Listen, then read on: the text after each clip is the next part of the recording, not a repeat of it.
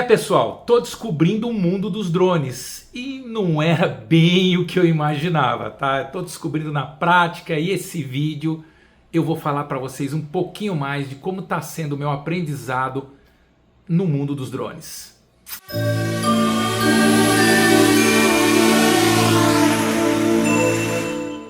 Então, pessoal, eu tô montando uma série de vídeos nesse canal novo meu para compartilhar com vocês como é que está sendo minha experiência no aprendizado desse novo hobby. Outra coisa que eu vou compartilhar com vocês, tá? Tem um monte de vídeo por aí, um monte de conversa. Bateria de alta duração, bateria disso, bateria dura não sei quanto. O meu drone vai 20 km, meu drone vai 100 km, sei lá quantos quilômetros. Cara, nada disso é 100% verdadeiro.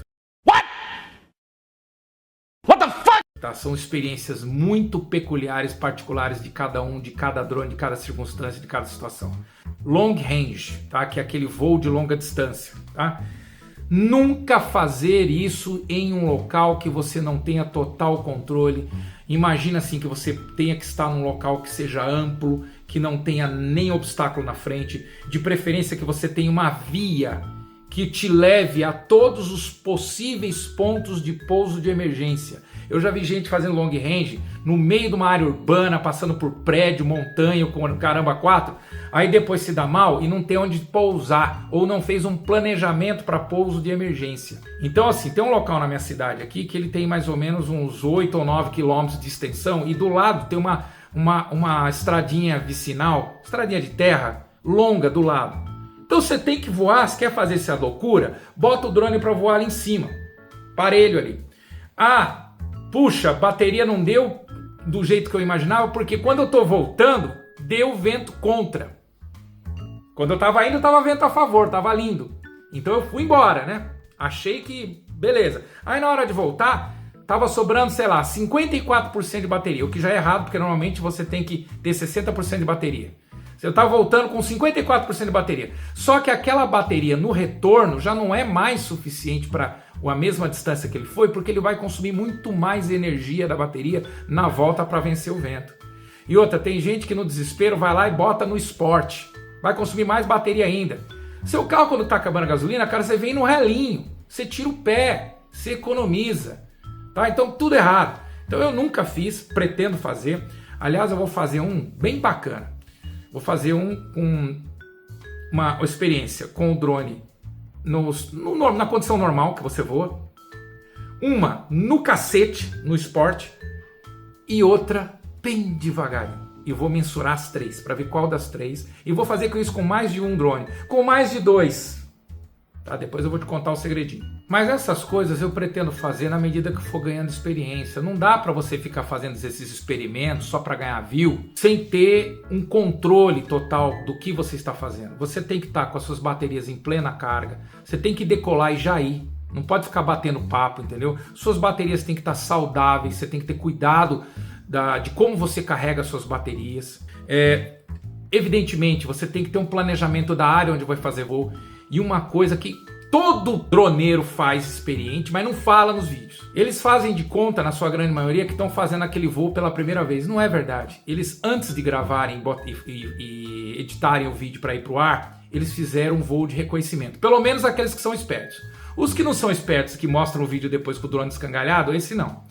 Então o cara vai lá, ele filma, reconhece a região todinha que ele vai voar, marca o percurso todinho, bonitinho, aí depois ele volta, coloca uma bateria novinha e aí sim ele faz o voo para valer, talvez até para dar um charme no vídeo ele diga que é a primeira vez que eu tô fazendo agora, inédito, não sei o que, mas na verdade ele tá fazendo o voo ali já controlado, já programado. Isso é usar a cabeça.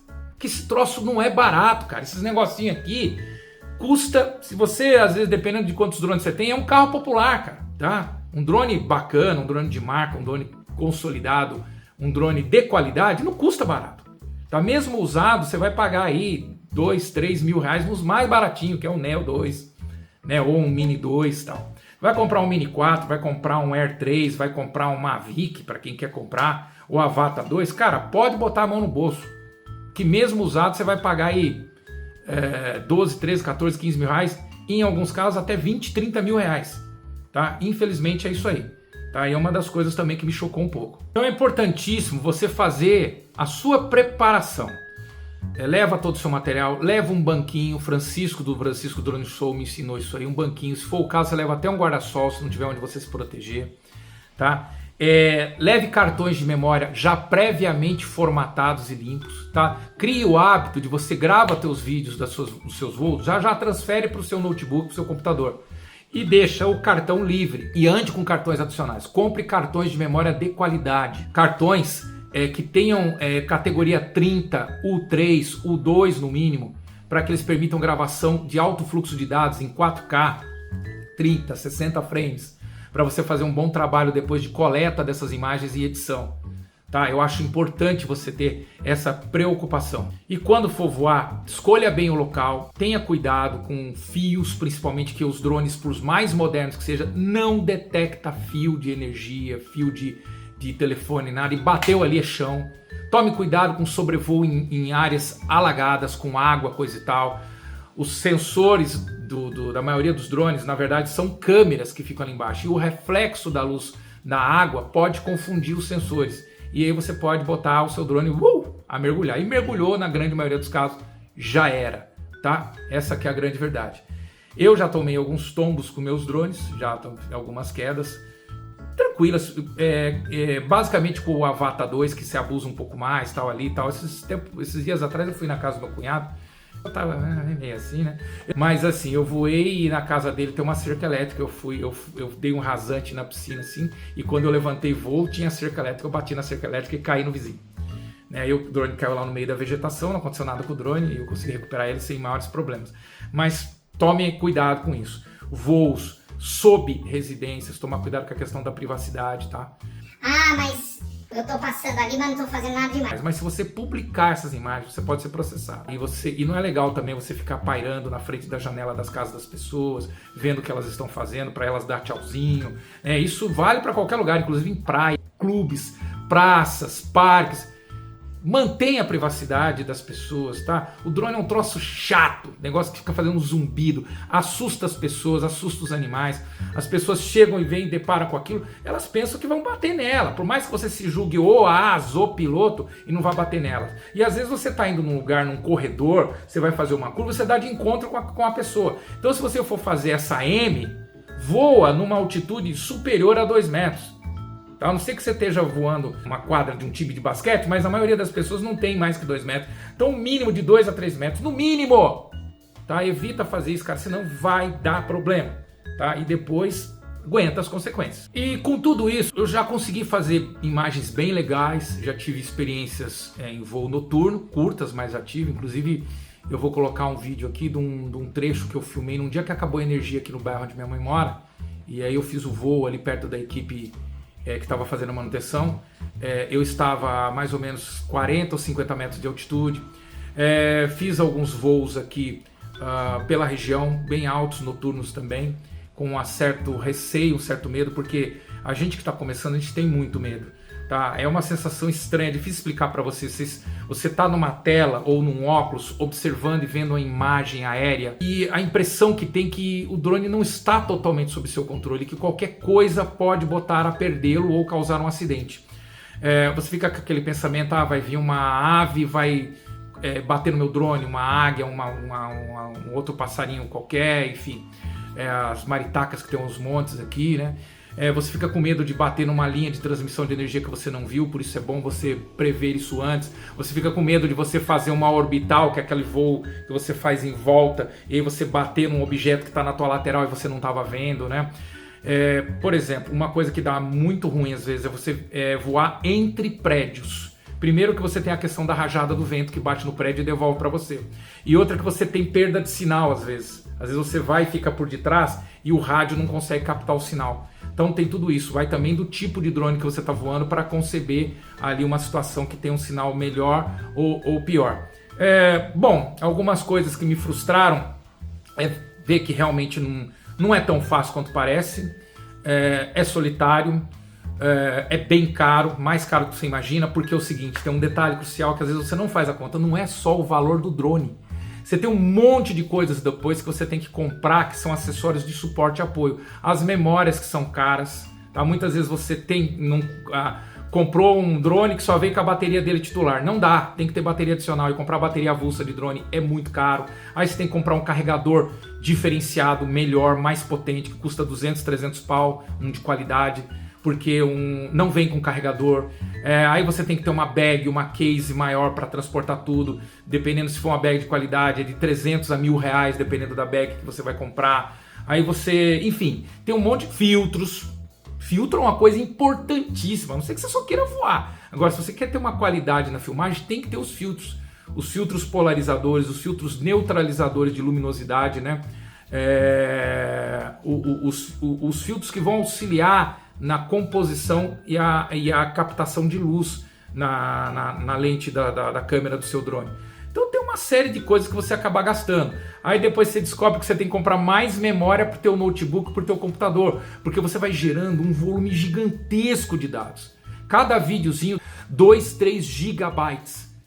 Tá? Então é muito fácil você lotar um disco de 1 tera no seu notebook ou no seu desktop. Né? Então tem um monte de coisas que você precisa validar antes. E outra, pilotar um drone depois que você quer qualidade no seu voo, tem muita técnica envolvida, muitos macetes de controle dos sticks, controle da aeronave, entendeu? Que nem eu tenho esse daqui, esse controle.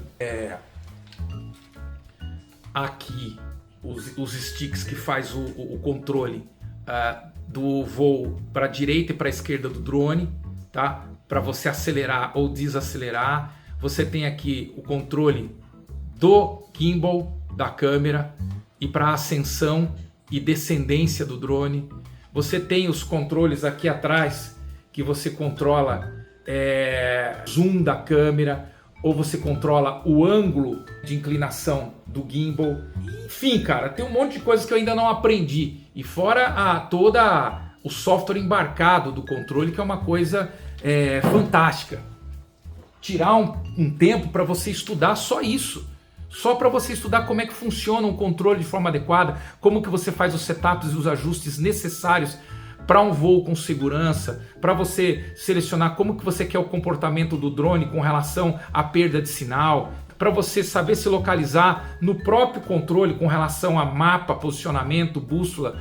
Tem uma série de coisas que você precisa aprender. E é claro que na medida do possível, quando eu me julgar apto para transferir esse conhecimento para vocês, eu vou fazer, sem dúvida nenhuma. Inclusive eu vou mostrar cada vez mais alguns vídeos que eu vou fazer. Eu fiz recentemente um vídeo que eu fui na primeira igreja batista aqui da minha cidade, que tem um complexo chamado Igreja da Cidade. É um complexo gigantesco que tem a parte de ensino deles, infantil, fundamental e ensino médio. E você tem também o espaço de eventos, o auditório onde eles fazem os encontros religiosos e eventos da comunidade cristã. E tem lá também um monumento que é a Cruz do Calvário. São as 3 cruzes que representam um momento ali da crucificação de Jesus Cristo. Fiz um voo lá. Pretendo fazer um voo noturno, porque ela iluminada em LED fica muito bonito, né? Então eu vou fazer uns vídeos assim. Vou fazer um outro vídeo adicional sobre uma aquisição recente que eu fiz, né? Que eu vou mostrar para vocês. E na medida que forem surgindo vídeos de situações interessantes que eu vivenciei, passeios que eu fiz e coisa e tal, eu vou mostrar esses vídeos e vou narrar algumas experiências, algumas coisas específicas que eu aprendi durante esses meus voos, sempre com drone no ponto de vista. Então, pessoal, aqui eu fecho a minha trilogia dos meus primeiros 3 vídeos. O primeiro que eu falo do porquê que eu iniciei nesse hobby, o segundo a saga da compra dos drones, né?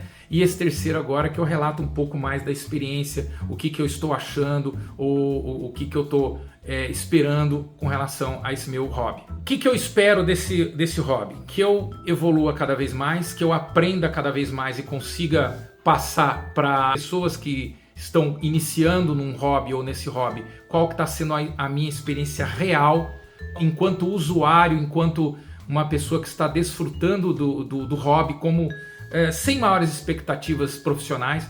Pode ser que de repente eu desenvolva tão bem esse hobby que eu comece a ter uma atividade profissional, por que não? Fazer filmagens, sei lá, de terrenos, de apartamentos, de imóveis, de festas, de eventos, ou qualquer coisa desse sentido que de repente possa gerar uma remuneração, por que não?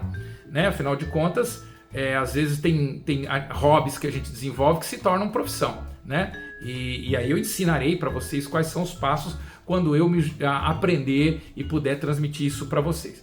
Então eu quero evoluir cada vez mais, ter mais oportunidades de voo crescentes, aprender mais as técnicas com os meus colegas nos canais diversos que tem aí. Tem canais excelentes para você aprender técnicas, para você aprender a utilizar o melhor possível do equipamento que você tem, né? E com isso preencher esse meu lado, essa minha necessidade, fazer com que esse aprendizado torne também algo que me melhore enquanto ser humano, no ponto de vista de autocontrole, de paciência, de possibilidades de eu sair mais e ver coisas novas e não ficar só num ambiente indoor o tempo todo, né?